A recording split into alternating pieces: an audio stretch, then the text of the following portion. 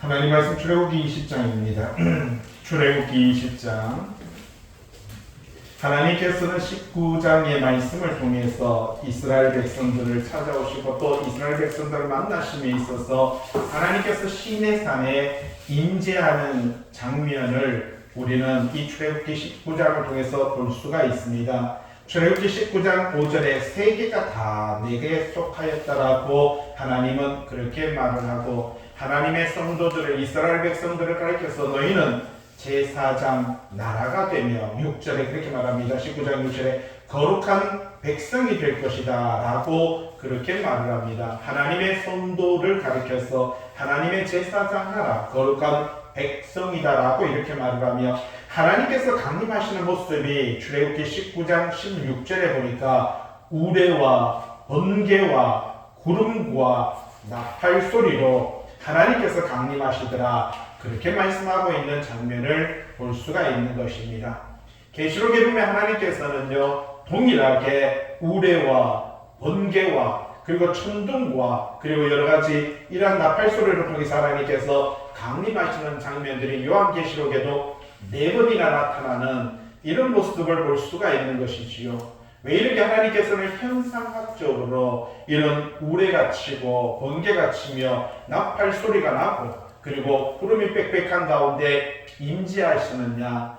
첫째는 하나님의 그 형상을 보면은 사람은 죄 많은 인간은요 죽을 수밖에 없는 것이고 또한 하나님께서 그렇게 강림하셨다라고 하는 현상을 보여줌으로 통해서 그 시청각적인 그들의 신앙과 믿음이 하나님에 대한 신앙과 믿음이 없었기 때문에 그러니까 나 여호와는 스스로 있는 하나님 바로 여호와라고 이렇게 말씀하실 때 하나님이 스스로 계신다 나는 보이지 않는다라고 말했을 때 그들은요 보여지는 현상 외에는 믿을 수가 없었던 이스라엘 백성들에게 하나님의 사람들에게 하나님은요 시청각적으로 보여주셨던 것을 볼 수가 있다는 것입니다. 근데 오늘날 또 그러한 것을 기대한다는 것은요 옳지 않다라는 것이지요. 하나님께서는 충분히 그 당시에는 400년 동안 애굽에서 종살이를 했고 그들의 신앙과 그들의 믿음이 그렇게 성장하지 못했고 어린아이와 같으며 갓난 아기 같은 그 신앙과 믿음을 가지고 있고 사상을 갖고 있었기 때문에 하나님은요 현상학적으로 시청각적으로 이스라엘 백성들에게 보여주셨습니다. 그렇게 시내산에서 이렇게 우레와 번개와 구름과 나팔 소리로 강림하신 하나님은 오늘 20장에서 이제 10계명을 하나님의 백성들에게 나타내는 것을 볼 수가 있는 것이지요. 그리고 바로 20장 22절에 보면 하나님의 재단에 대한 것도 그리고 21장에 보니까 종에 관련돼서 그리고 21장에 바로 인간관계 속에서 폭행에 관해서 그리고 배상하는 도덕에 대해서 계속해서 하나님의 성도들이 어떻게 삶을 살아가야 되는가 하는 것을 하나님께서는요 법을 세워가는 그래서 우리는 그것을 가리켜서 율법이라고 이렇게 말하죠.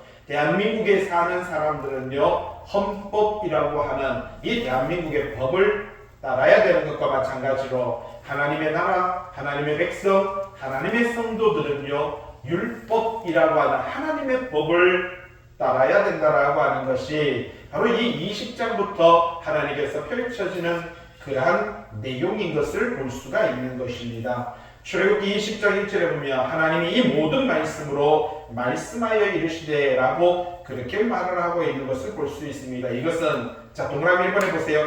하나님께서는요 모든 준비가 완료되고 준비가 완료됐다. 뭐가 준비가 완료된 것입니까? 바로 하나님께서 저는 이렇게 출애굽기를 보고 지금 민수기 16장까지 지금 성경을 이제 지금 책을 만들고 있는데 민수기는 백성 민자고요. 그리고 수를 백성의 수를 해야 된다라는 게 민수기입니다. 그런데 하나님께서 출애굽하고 이스라엘 백성들에게 너희는 루벤 족속은 얼마이며 시므온 족속은 얼마이며 유다 족속은 얼마이며 에브라임 족속은 얼마이며 이렇게 하나님께서는요 숫자를 해야 됩니다. 근데 출애굽기에도 숫자를 헤아리고, 그리고 민수기에서는 대놓고 하나님의 백성 숫자를 이야기하고, 요한계시록 7장에서는요 또 거기서도 루벤 백성이, 루벤 족속이 바로 1만 2천 명이고 또 1만 2천 명 이래가고 14만 4천에 대한 이야기를 요한계시록 7장에 말해주더니, 요한계시록 14장에 가서는요 시온산에 예수 그리스도가 써있는 성도 14만 4천에 대한 이야기를 들려줍니다. 저는 왜 여기 뭔가 뜻이 있을 것 같다라는 생각을 갖고 이 말씀을 지금 바라보고 있습니다. 어떤 의미가 있을까? 어떤 숨겨져 내용이 있을까? 그렇게 하나님께서는요 14만 4천, 그리고 오늘 말씀 속에서 각 족속들마다 숫자를 헤아리고 나서 하나님은 뭘 하느냐? 십계명을 주십니다.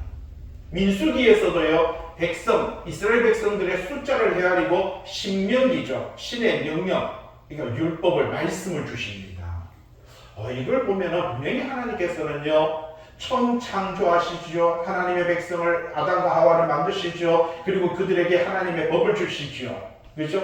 너희는 선악과를 따먹지 말라. 이런 것들을 가만히 보면서 이게 구조가 있구나, 어떤 맥이 있구나 하는 것이 눈에 보여지기 시작하는데, 아직까지는 저도 계속해서 공부하면서 그 맥을 찾고자 하면 어느 정도는 지금 80%에서 90%는 어느 정도 이렇게 감이 잡히는데, 어떤 명확한 것이 드러나지 않을까, 그때까지 저는 기다려보는 것입니다. 자, 오늘도 마찬가지지요. 하나님께서 모든 말씀으로 말씀하셨다. 하나님께서 모든 준비가 완료되었다. 무슨 뜻입니까? 이스라엘 백성들 12지파, 12민족의 숫자를 헤아리고 거기서 군사를 세우고, 젊은 사람들은 하나님의 백성, 하나님의 성도로 세우고 하나님의 군인으로 세운 다음에 그들에게 준비가 완료되고, 그리고 나서 하나님은요 십계명을 주십니다. 이 거룩한 율법을 반포하기 하신다라는 사실이죠. 이 율례 십계명을 말하는데, 이 계명은요 구약시대 이스라엘 백성뿐 아니라 신약 이후에 모든 성도에게 이르기까지, 오늘날 저와 여러분까지 모든 신앙생활의 근간이 되는 것이 바로 이 십계명이다라는 사실입니다. 그래서 여러분, 이 십계명은요 모든 성경의 기본입니다. 가장 기초이고요, 이것을 이해하면 모든 성경을 이해할 때 상당히 유익함을 볼 수가 있는 것이지요. 20장 2절에 나는 너를 애굽 땅 종되었던 집에서 인도하여 낸 너의 하나님 여호와라고 이렇게 말을 하고 있는 것을 볼 수가 있습니다. 자, 하나님께서 자신을요 전능자다, 창조주다라고 이렇게 말하는 것이 아니라, 지금 이스라엘 백성들에게 뭐라고 말합니까? 애굽에서 종되었던 이스라엘 백성들을 뭐라고요? 구원해낸 구속자도 자요 보호자다. 여러분, 오늘 예수 그리스도에 대한 이야기를 우리에게 들려주고 있습니다. 예수 그리스도는요 죄로 말미암아 죽을 수밖에 없는 우리들을 구원하시고 속량하시는 분이 누구라고요? 예수 그리스도인데, 오늘 여기서도 하나님은 이스라엘 백성들에게 말합니다. 내가 너를 애굽 땅 종되었던 집에서, 여러분 죄악의 종되었던 우리의 삶을 인도하여 내고 구원하여 낸 예수 그리스도와 마찬가지로 하나님은 자신을 그러한 하나님이며 그러한 여호와다라고 하는 것을 말을 해주고 있는 것입니다. 바로 여기서 이야기하고 있는 것은, 하나님께서는 이스라엘 백성들이 두려운 마음과 그리고 억지로, 세 번째 줄에 있죠, 십계명을 준수하는 것이 아니라 감사와 기쁨과 자발적인 심령으로 십계명을 순종하라라고 하는 의미가 담겨 있다는 것입니다. 여러분, 우리는 하나님의 말씀을 순종해야 된다, 그 말씀을 지켜 행해야 된다. 아니 우리가 어떻게 그걸 지킬 수가 있습니까? 하면서 우리는 걱정 먼저 하게 되는 것이고요, 염려 먼저 하게 되는 것입니다. 그런데 오늘 하나님도 이 십계명을 주시는데, 이것을 주실 때 하나님께서는 그로 통해서 이 말씀의 두려움과 그리고 이 말씀을 순종할 때 억지로 하는 것이 아니라 그 말씀의 감사와 기쁨과 그리고 자발적인 심령으로 그 말씀에 하나님의 뜻을 순종하는 것이 하나님의 백성이다라는 것을 말을 해주죠. 3절부터 이제 시작합니다. 첫 번째 계명입니다. 너는 나 외에 다른 신들을 너에게 두지 말아라. 이렇게 말을 하고 있는 것을 볼 수가 있죠. 밑에 도표가 하나 있죠. 십계명을 요약해놨습니다. 먼저는요 하나님을 향해서고 두 번째는요 사람을 향해서인데, 먼저 하나님을 향해서는 다른 신을 두지 말고 우상을 만들지 말며 여호와의 이름을 망령되이 일컫지 말고 안식일을 지키고, 그런데 다섯 번째 내 부모를 공경하는 것이 하나님을 향해서 우리가 바로 그 십계명 안에 다섯 번째가 들어가 있다라는 것입니다.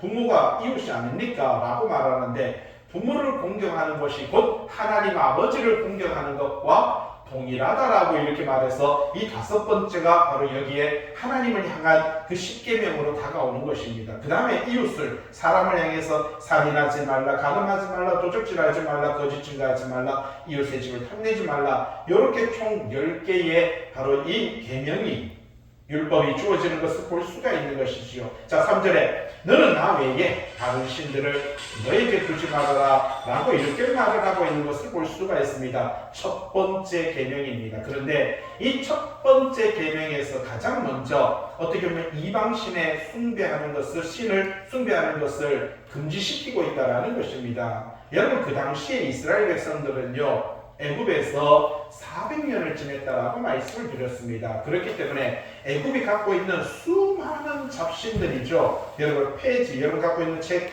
페이지 49페이지를 한번 보시기를 바랍니다. 49페이지에 보면은 여기 여러가지 애굽의 10가지 재앙이 나타나고, 그런데 그 재앙 자체가 오른쪽에 보면은요 여러가지 나일강의 신이나 그리고 다산의 신이나 땅의 신이나 곤충의 신이나 황소의 신이나 암소의 신이나 의술의 신, 그리고 하늘의 신, 곤충의 바로 이 태양신, 다산의 신, 여러가지 이런 신들을 섬기고 있었던 애굽 사람들에게 경고를 내리는 그러한 재앙이 바로 이 10가지 재앙인데, 이 신들을 400년 동안 그들도 같이 그 문화 속에서 섬기고 있었다라고 하는 사실이죠. 그렇기 때문에 하나님께서는요 그들의 사고방식이, 그들의 사상이 여러분 어떻게 보면 철저하게 우상 숭배에 빠져 있었고 젖어 있었던 그들에게 하나님은 첫 번째 명령으로 나 외에 다른 신을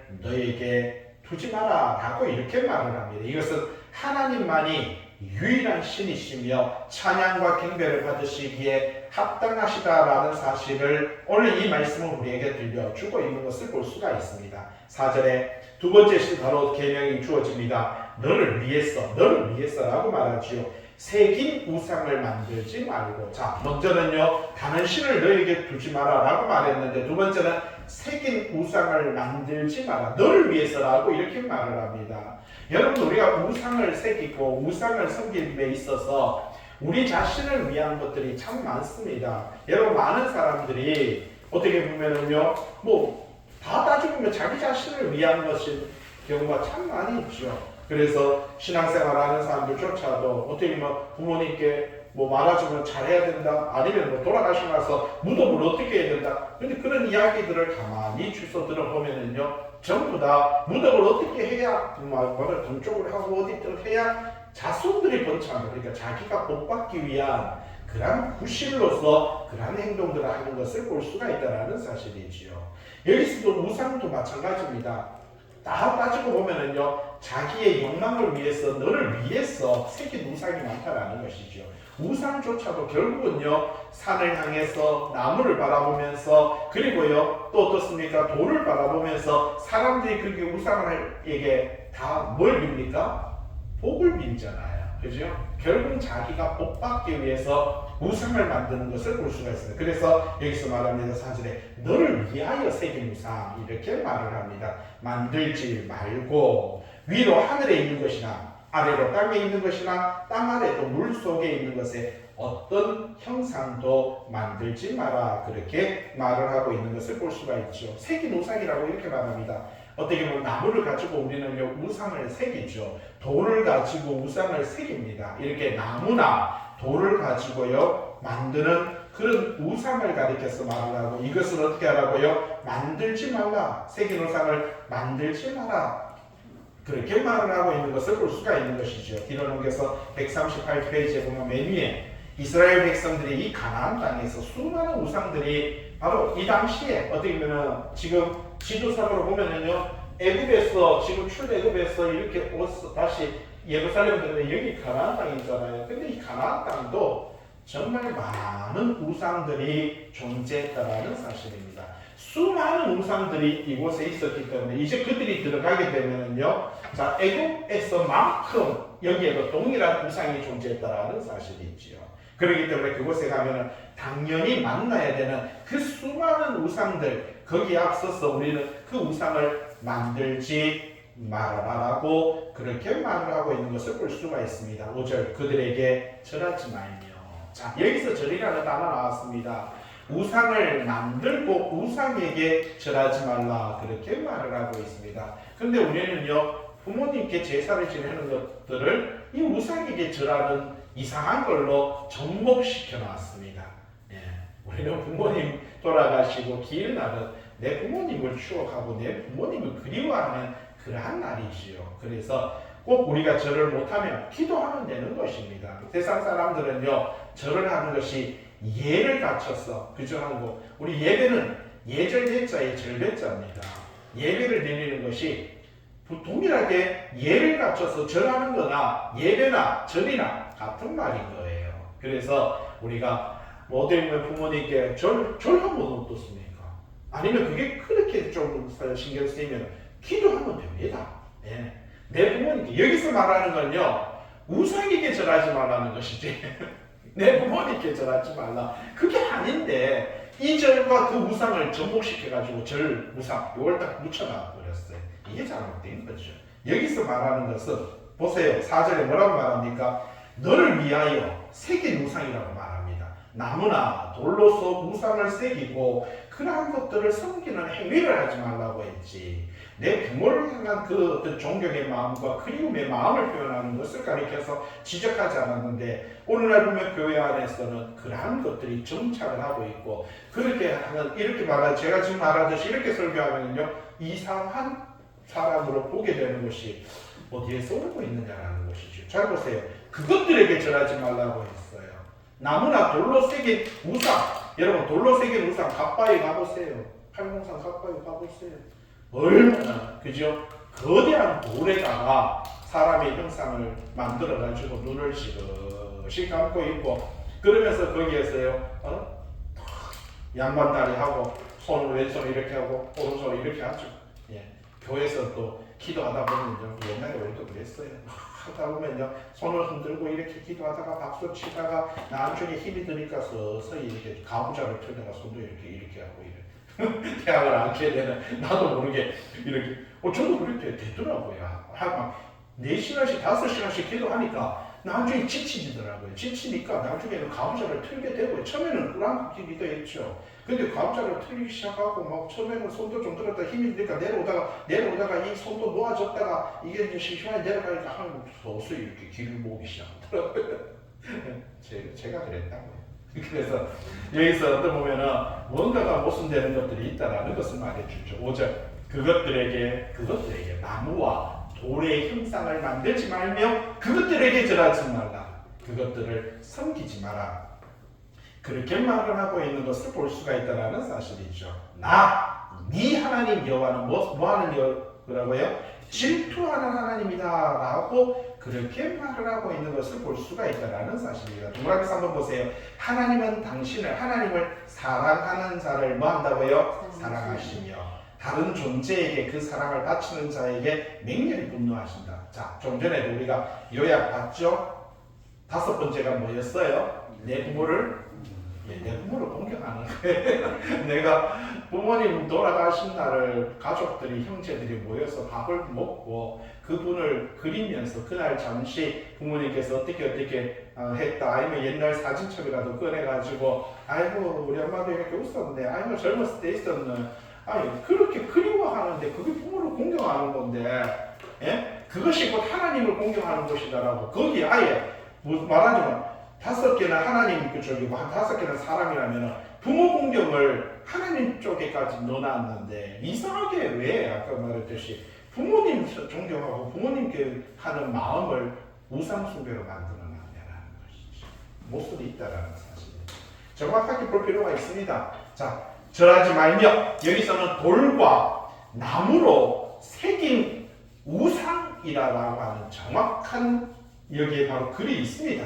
그래서 나 하나님 여호와는 질투하는 하나님 즉 나를 미워하는 자의 죄를 갚되 어떻게 한다고요? 아버지로부터 아들에게로 3, 4대까지 이르게 한다라고 이렇게 말하죠. 우리 요거 가지고 그죠? 저주는 3, 4대까지 밑에 보면은 사랑하고 내 계명을 지키는 자에게는 뭐라고요? 1000대까지 은혜를 베푼다. 여러분 성경에는요 10이라는 숫자, 100이라는 숫자, 1000이라는 숫자는요 완전한 겁니다. 완전수라고 이렇게 말합니다. 1000대까지 여러분 1000대까지 살아냅니까? 그만큼 내가 완전한 은혜를 베풀겠다라는 상징적 의미를 1000대까지 쓰고 있는 것이고요. 그러나 3, 4대까지 그것은 내가 이게 뭐예요? 내가 벌은 주지만 그래도 상 주는 거에 비해서 있잖아요. 약하게 가겠다라는 거죠. 그죠? 그러나 회개하고 돌이키면 그 정도에서 적당한 선에서 끝낸다라고 하는 전제를 깔고 있는 것입니다. 그래서 안 믿어가지고 가정에 무슨 저주에 뭐가 맥을 끊어야 되고 뭐 이런 거 있잖아요. 옳지 않습니다. 하나님께서 바라보시는 시각을 이상하게 꼭 점쟁이 같이 풀어놓은 그런 교육들은 옳지 않습니다. 분명히 여기서 말해주는 것은요. 미워하는 자의 죄를 갚되 아버지로부터 아들에게로 3, 4대까지 이르게 한다 라고 하는 것은요. 그러한 죄를 범하지 말라라고 하는 것을 하나님께서 엄포를 놓는 그러한 말씀이다 라는 사실이지요. 그 다음에 6절에 나를 사랑하고 내 계명을 지키는 자에게는 뭐라고요? 1000대까지 은혜를 베푼다라는 것은 하나님의 은혜가 벌하는 것보다 더 크고 놀랍다. 그래서 하나님의 사랑이 더 크고 귀하다 라고 하는 여러분 3, 4대와 1000대는 비교할 수 없는 것입니다. 하나님의 은혜는 놀랍고요. 그래서 하나님이 자꾸 째째하게 죄 좀 전에 지었다고 저 집에는 막 2대, 3대가 저렇게 저주받아가지고 그렇게 벌받는다. 아이고 쫌쫌하게 너무 5절에 질투하는 하나님이랑 하긴 했어요. 질투하는 하나님이다 하긴 했지만 너무 하나님을 그렇게 과소평가해버리고 너무 하나님을 그죠 하찮게 여겨버리는 이런 행동을 하지 말자라는 사실입니다. 여기서 말하는 1000대까지 은혜를 베푼다는 것은 하나님이 잘못을 지적하는 것보다 하나님께서 은혜를 베푸시는 마음이 더 크고 놀랍다. 이것을 강조하기 위해서 이 두 단어를 쓰고 있는 것이지 여기 글자에만 3, 4대까지 1000대까지 이런 글자에만 매여 있으면 안 된다는 사실이죠. 7절 너는 네 하나님 여호와의 이름을 뭐라고요? 망령되게 부르지 마라. 이게 무서운 겁니다 여러분. 나는 망령되게 안 불렀는데요. 여호와는 그의 이름을 망령되게 부르는 자는 죄 없다 하지 아니하리라. 세 번째 계명이죠. 자, 첫 번째, 두 번째는요. 첫 번째는 뭡니까? 다른 신을 두지 마라. 그죠? 두 번째가 새긴 우상, 돌이나 나무로 새긴 우상에 의해 절하지 마라 라고 그렇게 했는데 세 번째는 뭐냐면은 네 하나님 여호와의 이름을 망령되게 부르지 마라. 여러분 1번과 2번은 우리는 범죄 안 했다라고 말하지만 3번은 정말 여기 죄에 많이 빠지는 겁니다. 이게 3번. 해놓고도 내가 몰라요. 해놓고도 이게 모르는 경우가 많은 게 3번입니다. 네 하나님 여호와의 이름을 망령되게 부르지 마라라고 이렇게 말하죠. 동그라미 1번 보세요. 자, 여기서 하나님은요 어떤 형상으로서도 존재하지 않는 이 불가시적 존재이지만 그분은 여호와 스스로 존재하는 분이다라고 그렇게 말을 하고 있습니다. 그런데 이 하나님께서는요 눈에 보이지 않는 이 세상의 것들과 하나님과 비교할 수 없다라고 그렇게 말을 하고 있습니다. 자, 그런데 여호와의 이름이라고 이렇게 말하죠. 망령되게 부르지 마라. 두 번째 있습니다. 뭐라고 말합니까? 그분의 성품과 인격에 대한인데 결국 하나님께서는요 동그라미 3번에 망령되게 무슨 말입니까? 허탄한 일에 적용하지 말아라. 옆에 있죠. 이는 하나님의 이름을 함부로 부르는 것이고요 믿음 없이 호칭하는 것입니다. 하나님보다 자기의 유익을 위해 하나님의 이름을 이용하는 것입니다. 요즘 보면은 유튜브 보면요 옳지 않은 교회 모습들 보면 조명도 이상하게 깔아가지고 전부 다 교인들이 막 거기에서 뭐 성령의 추억 붙여가지고 나누면서 성령의 바람 그것도 지팡이 들어가는데 지팡이 들고 모세의 지팡이 그러니까 사람들이 다 잡아지고 천조가 갈아 들고 와가지고 또 뭐 엘리야의 술 다윗의 술건 뭐 막 화가 나는데 이 어처구니 없는데 그런데 거기서 뭐 사람들이 막 열광을 하고 부르짖는 이런 모습이 나타납니다. 근데 오늘 여기서 보면 그게 뭡니까? 여호와의 이름을 망령되게 부르는 겁니다. 이게 우리가 이 죄가요. 자, 1번과 2번 나는 우상을 새기지도 않았고 신에게 절하지도 않았어. 나무와 돌에게도 절하지도 않았어. 라고 말을 할 수 있지만 정말 우리도 모르게 많이 범하는 죄가 세 번째 죄입니다. 이게 세 번째 계명입니다. 망령되게 다시 한번 보세요. 7절에 뭐라면서 하나님의 이름을 함부로 부르고요. 믿음 없이 호칭하는 것이고요. 여러분 우리도 기도한다고 하지만은 여러분 얼마나 믿음 없이 그냥 중언부언으로 부르짖고 기도할 때가 얼마나 많았었습니까? 예? 하나님보다 자기의 유익을 위해서 결국 보세요. 우리 기도의 대부분은 내 자신의 유익입니다. 하나님의 나라와 하나님의 의와 하나님의 뜻이 나타나기보다는요. 내 욕망과 내가 요구하는 것들을 그것을 위해서 자기의 유익을 위해서 하나님의 이름을 이용하는 그렇죠? 더 나아가서 무익한 맹세에 하나님의 이름을 걸지 말라. 내가 하나님 앞에서 그죠? 하나님의 거룩한 성호는요. 예배와 찬양과 경배 외에는요. 언급돼서는 안 되는데 우리는 너무 하나님의 거룩한 이름을 우리의 입맛에 맞추어서 내 신앙과 내 믿음에 맞추어서 우리가 그렇게 사용할 때가 있다라는 사실이지요. 그렇죠? 그러한 사람들을 가리켜서 뭐라고 말합니까? 죄 없다 하지 아니하리라. 반드시 하나님으로부터 형벌을 받게 될 것이다. 그렇게 말을 합니다. 하나님의 이름을 남용하는 행위, 여러분 그것을 가리켜서도요 죄다라고 말합니다. 우리는 이걸 죄라고 한 번도 생각 안 했습니다. 하나님의 이름만 들어가면, 설교에도 하나님의 이름만 들어가면, 인간관계 속에서도 말 속에서도 하나님의 이름만 들어가면 그러면은 무조건 좋은 거라고 생각하는데 오늘 성경은 뭐라고 말합니까? 네 하나님 여호와의 이름을 망령되게 부르지 말라. 여호와는 그의 이름을 망령되게 부르는 자를 뭐라고요? 죄 없다 하지 아니할 것이다. 그렇게 말을 합니다. 8절 안식일을 기억하여 거룩하게 지키라. 네 번째 계명입니다. 하나님께서는 안식일날 천지를 창조하시고 쉬셨습니다. 그날을 기념하라. 그렇게 말을 하고 있는 것을 볼 수가 있다는 사실이죠. 오늘 기록에서 140페이지 보시면은 거기 쭉 보면 이날을 망각하지 말고 안식일은요 망각하지 마라. 그러면 어떻게 되냐? 예배, 하나님 앞에 합당한 예배를 드림으로써 인간은 하나님이 모든 만물의 주인이시라는 것을 인정하라는 사실입니다. 하나님께서 모든 만물의 주인이라는 것을 인정하라는 뜻으로 안식일을 거룩하게 지키라. 그렇게 말을 하고 있는 것을 볼 수가 있다는 사실이죠. 동그라미 이번에 뒤쪽 140페이지 보면요. 안식일을 거룩히 지킨다는 것은 하나님께서 창조 사역을 마치신 뒤 한날을 택해서 안식하셨듯이 모든 성도들도요 이렇게 주일을 그날 한날을 선별해서 하나님께 예배를 드리고 그리고 그날을 안식하면서 우리가 천국 가서 영원한 안식을 누리는 것이 어떤 것인지 느끼고 배우라는 사실입니다.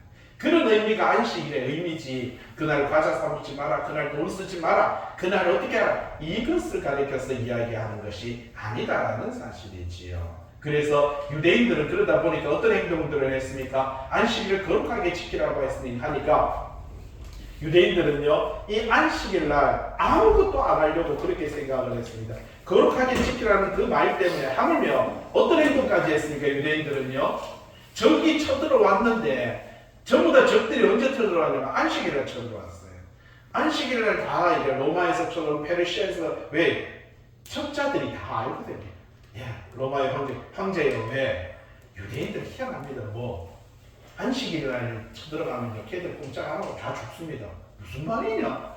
걔들은요 안식일날 꼼짝을 안 합니다. 말하자면 10걸음도 안 걸어갑니다. 막 짝대기도 안 들라고 합니다. 그래요.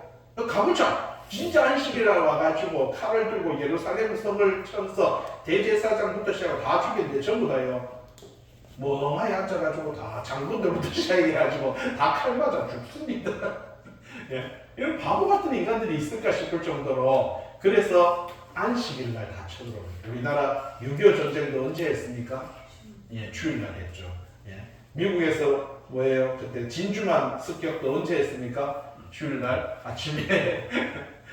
왜? 사람들이 그날 되면 좀 놀자, 쉬자. 그래서 모든 것이 해이해지죠. 근데 적들은 그때 들어온다는 것입니다. 마찬가지로 오늘도 우리 신앙과 믿음 안에서 우리가 해이해질 때, 그때 여러분 성경은요 안식일을 거룩하게 지키라고 그랬지 안식일을 그냥 푹 쉬라고 말하지 않았습니다. 거룩하게 지킨다는 것은 이 안식일 날 어떻게 해야 되는 것입니까? 하나님께 예배를 드리고 하나님을 경배하며 찬양하고 하나님을 높이되 우리가 천국 가서 그분과 영원히 사는 것이 바로 이와 같은 것이구나 하는 것을 배우고 깨닫는 날이다라는 것이지요. 그것을 거룩하게 지키는 것이지 아무것도 안 하고 가만히 있는 것이 거룩하게 지키는 것이 아니다. 140페이지의 9절에 엿새 동안은 힘써 내 모든 일을 행할 것입니다. 자, 여기서 중요한 것이 있습니다. 안식일을 안식일 되게 하기 위해서는요 엿새 동안 어떻게 해야 된다고요? 힘써 내 모든 일을 행할 것이라 그렇게 말을 하고 있습니다. 자, 동그라미 한번 해보세요. 안식일을 거룩하게 지키는 첫 번째 방법이 뭐라고 말합니까? 6일 동안 맡겨진 본분에 충성을 다하라는 것이지요. 이것이 가장 핵심인 것입니다. 그런데 오늘 우리는 주일날을 어떻게 보내고 있습니까?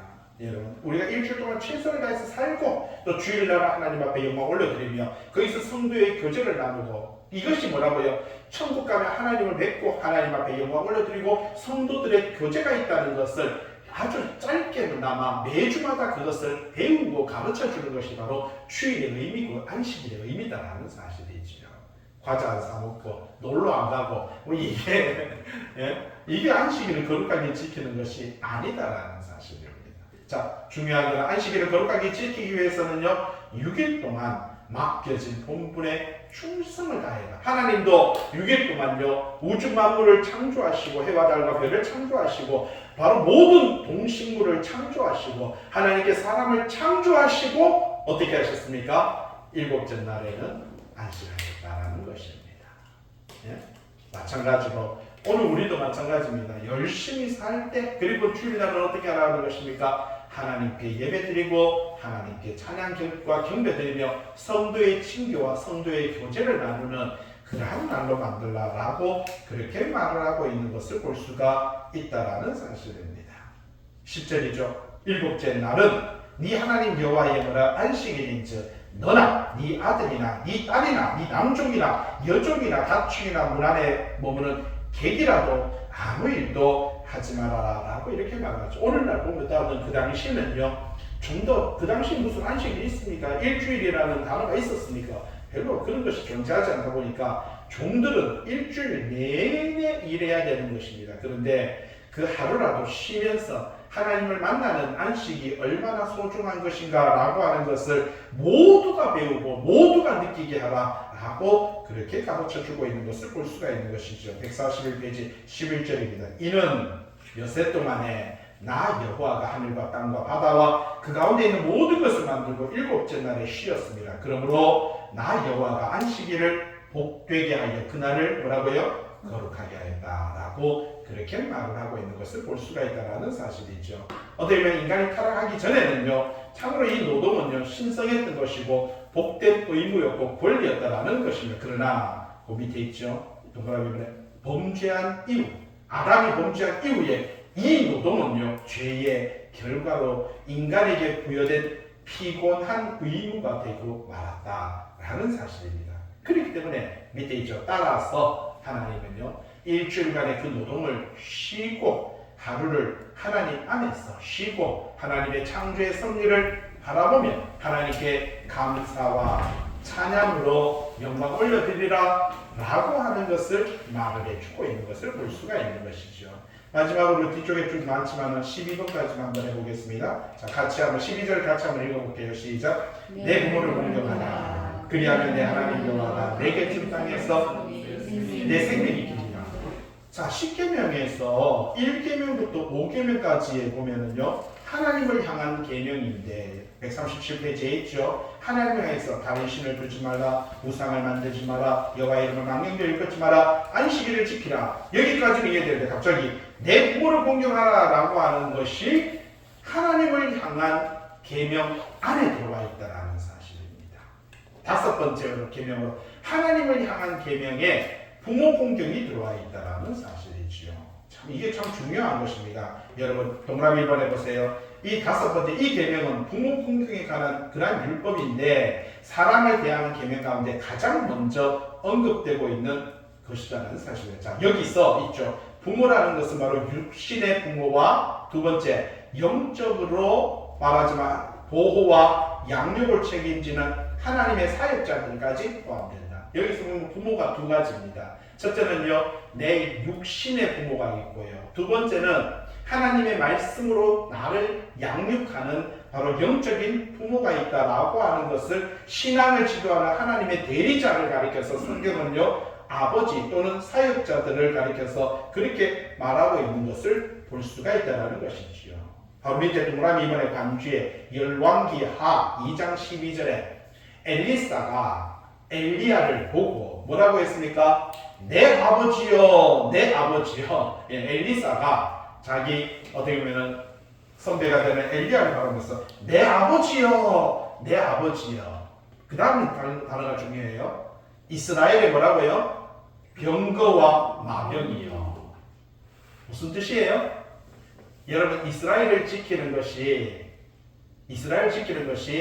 이스라엘의 군사, 이스라엘의 마병이 많아서 이스라엘 지키는 것이 아니라 이스라엘 지키는 사람이 누구라는 거예요? 엘리야 한 사람인 거예요. 엘리야 한 사람의 그 기도, 엘리야 한 사람의 그 신앙이 이스라엘을 지키는 병거이고 이스라엘을 지키는 마병이다라고 이렇게 엘리사가 엘리야를 바라보면서 큰일 났어요. 왜? 엘리야가 지금 하나님으로부터 부름받아서 요단강을 건넜어. 예? 여기 요단강을 건넜어.